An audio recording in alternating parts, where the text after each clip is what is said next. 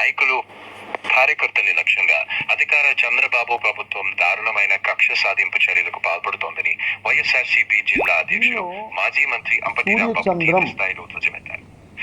సాధారణ వ్యాపార లావాదేవీల వివాదాన్ని పగటిపూట రాజకీయ కుట్రగా మలిచి గుంటూరు మాజీ ఎమ్మెల్యే మహమ్మద్ ముస్తఫాపై అక్రమ కేసులు బనాయించారని మండిపడ్డారు. వైఎస్ఆర్సీపీని రాజకీయంగా ఎదుర్కోలేక కూటమి ప్రభుత్వం కుట్రలు చేస్తోందని ఆయన విమర్శించారు. ఇది నిత్యవారి ఆయన వ్యాపారంలో జరుగుతున్నటువంటి కార్యక్రమం. దీనిలో చిన్న విభేదం వచ్చింది వీరిద్దరి మధ్యన. ఈయన కొంత అడ్వాన్స్ ఇచ్చాడు సూర్యచంద్రం అనే ఆయనకి, ఈయనది కొయ్యలగూడెం. ఆ అడ్వాన్స్ తీసుకుని పొగాకు సక్రమంగా సరఫరా చేయకపోవటం వల్ల ఆయన్ని అడిగాడు.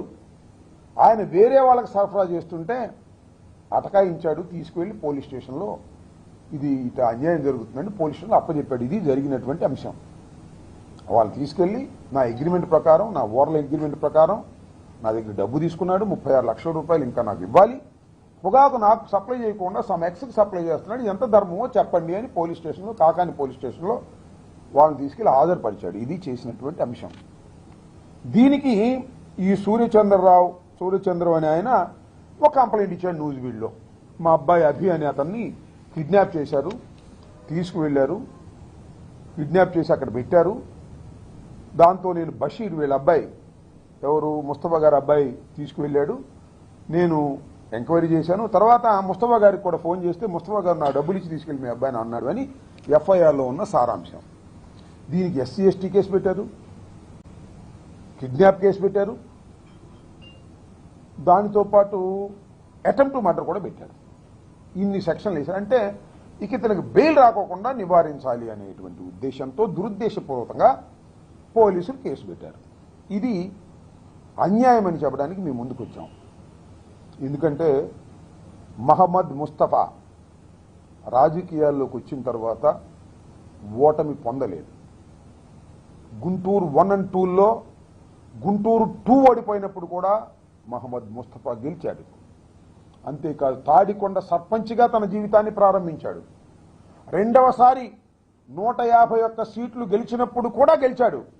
మొన్న మాత్రం పోటీ చేయలేదు, వాళ్ళ అమ్మాయికి అప్పచెప్పి వ్యాపారం చూసుకుంటున్నాడు. మీరు 10 సంవత్సరాలు అపోజిషన్లో ఉన్నప్పుడు, అధికారంలో ఉన్నప్పుడు ఏ రోజు కూడా ముస్తఫా తప్పు చేసినటువంటి సందర్భం లేదు.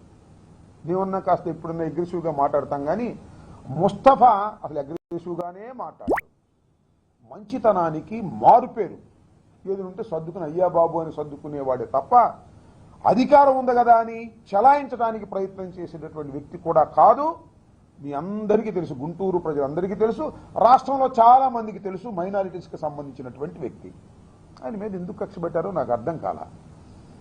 చంద్రబాబు నాయుడు గారు కక్ష పెట్టాడా, లోకేష్ గారు కక్ష పెట్టారా, లేదు ముస్తఫా గారి అమ్మాయి ఇక్కడ యాక్టివ్గా టౌన్ ప్రెసిడెంట్గా ఉంది కాబట్టి రాజకీయంగా అణచాలనేటువంటి ఏదైనా ప్రయత్నం చేస్తున్నారా అనేటువంటి అనుమానాలు మాకు మెండుగా కలుగుతున్నాయి.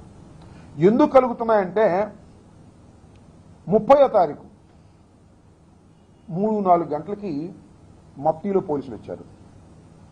ఒక డిఎస్పీ గారు వచ్చాడు, ఐవు అంట, ఆయన పేరేంటమ్మా, శ్రావణ్ కుమార్ అనే ఒక డిఎస్పీ వచ్చాడు. కారు సీజ్ చేయాలి అని అన్నారు. నాకు తెలిసి నేను ఫోన్ చేశాను, అన్న ఇట్లా ఎవరు మఫ్టీలో వచ్చారన్నా అర్థం కాదని నేను వెళ్ళా. నేను వేణుగోపాల్ రెడ్డి గారు వెళ్ళి ఆయన అడిగాం, నేను ఐఓనండి, నేను డిఎస్పీనండి, శ్రావణ్ కుమార్ అండి అని చెప్పాడు. ఏం కావాలి మీకు అన్నాం.